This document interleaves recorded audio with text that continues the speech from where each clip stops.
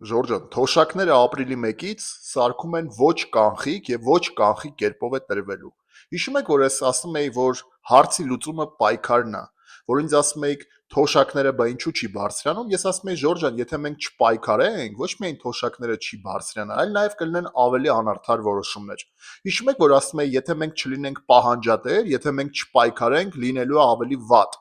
Եվ ես լավ հիշում եմ, որ գրում էին որոշ մարդիկ, ասում էին, որ դե պայքարը ինչ պետք է տա, մեկը մեզ ոչ մեկ չի լսում, մեկը բան չկա անելու, մեկը չեն կարա ոչ մի բանի վրա ազդենք, ես ասում եմ ժողովուրդ չէ, կարակ ազդեք նրա վրա, որ առնվազն չեն լինի ավելի անարդար որոշումներ։ Հիմա ավելի անարդար որոշում, այսինքն ոչ կանխիկ կերպով։ Ինչու մարդը թոշակառուն, որը սաղ կյանք աշխատել է հարկը վճարել, հիմա իրավունք չունի ըստ ցանկության ստանալու թոշակ, կամ կանխիկ կամ ոչ կանխիկ կերպով։ Ինչու։ Հարցի պատասխանը ես գիտեմ։ Ժորժան, հարցի պատասխանը պարզ է, որպեսզի ԴՀԿ-ն վերջի թոշակառուների վերջին կոպեկներն էլ տանեն, հա։ ԴՀԿ-ին բան չեմ ասում, ԴՀԿ-ն կատարում է ըստ այն անարդար օրենքների գործողություններ, որոնք կան, օրենքը պետքա փոխվի, որոշումը պետքա փոխվի, որ թոշակը անձեռնամխելի է։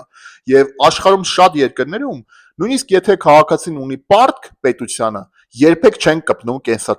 թոշակին, որտեվ դա համարվում է մարդու գոյատևման գումար, իսկ Հայաստանում այդ գումարով անգամ գոյատևել հնարավոր չի։ Ժորժան, ես Արման Ղուկասյանն եմ, Հանուն սոցիալական արդարության կուսակցության նախագահն, եւ ես գիտեմ, որ կա հանրային պահանջ, թոշակառուները պահանջում են, որ լինի ըստ ցանկության թոշակը ստանալ թե կանխիկ, թե անկանխիկ կերպով, ով ինչպես ցանկանա, եւ պետքա թոշակը լինի անձեռնամխելի, որևէ մի պետական կառույց չպետքա